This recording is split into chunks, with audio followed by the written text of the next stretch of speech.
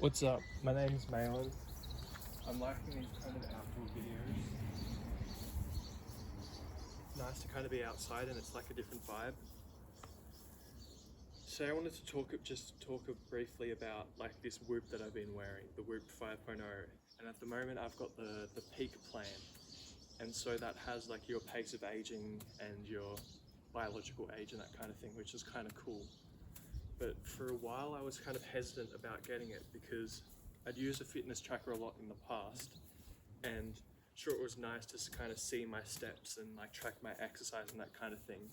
I found that there was a lot of limitations because how I was feeling in my body and how I was feeling mentally was totally different to how my body was physically. And the benefits of the Whoop are that you can track your sleep, you can actually see how your sleep is going.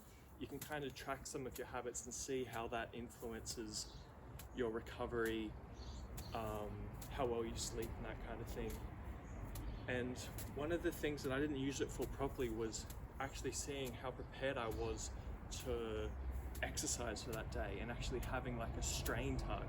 Like that's been such a game changer for me to actually realize like, oh, when I've been forcing myself through these soccer trainings, then kind of feeling flat and not being able to be consistent, I wasn't just like a weak, lazy ass bitch.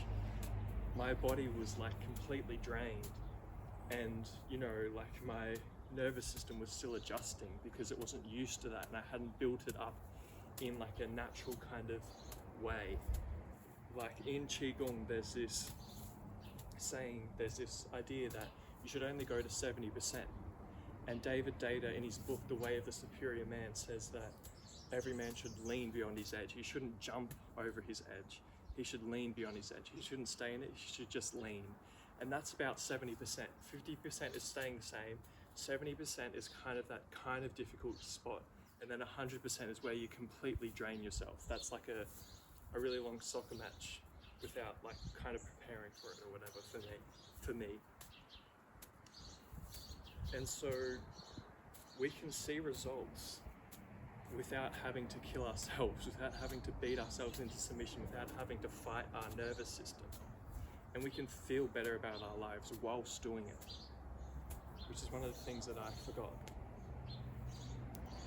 And you know, I've found the Whoop amazing for that kind of thing and for tracking and actually seeing how many calories I'm burning, how many steps I should get. Like it's been good because I'll look at my Whoop or whatever and I'll be like, oh, I should probably go on another walk so I can at least hit my 10,000 steps and reduce my pace of aging.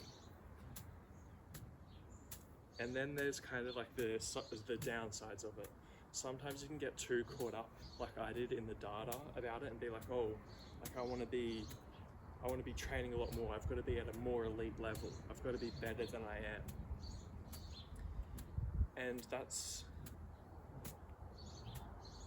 although that's like a nice ideal and that's a good goal to have, the way that you go about it when you feel like that is just trying to do as much as you can without building yourself up to it. Like I said before, in that leaning against your edge and doing the 70% rule to kind of reach that ideal optimal stage of growth.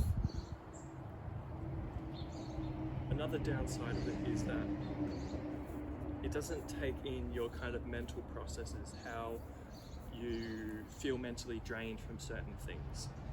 And I just feel like I'm getting burnt. This shade. And you know, because for sometimes my recovery score will be quite high or whatever, but then I won't feel great, so I won't be able to do as much strain as it's prescribed that I could do. And then in other periods, my recovery score will be low, but I'll be feeling great mentally. So then I'd do too much and then like kind of stilt my progress and then feel really bad the next day. Because there's kind of these two different systems. There's like the mental system and then there's like the physical system. And the Whoop is great for tracking the physical system, but you've got to be aware and conscious of your mental system as well, because that's one of the downsides about it. You can't really track, or these things aren't really tangible, and sometimes you can just feel really weak because your recovery is like in the 70s or the 80s, but you're feeling so kind of crappy and you end up like doing the wrong choices and don't quite reach the potential that you could have. And that's why it's important to be aware of how you're spending your day, how your week has been, what kind of stresses have you had in your life, being aware of that and accepting and acknowledging that these things take a toll on you, because they do. And you know, in modern life, it's just go, go, go, just work a lot, just kind of beat your way through these kind of things, just keep going. But that's not a nice, sustainable way to live. Not everybody can do that. Not everybody can be David Goggins.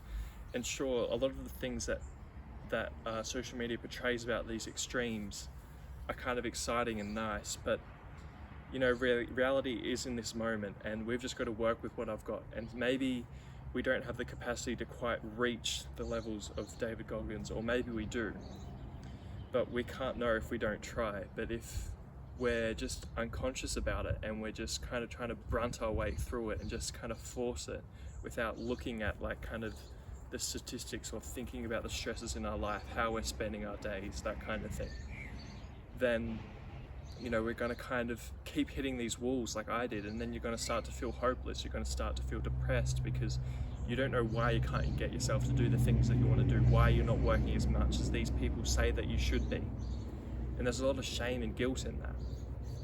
But just realizing that there's all these different inputs into your life can make such a difference.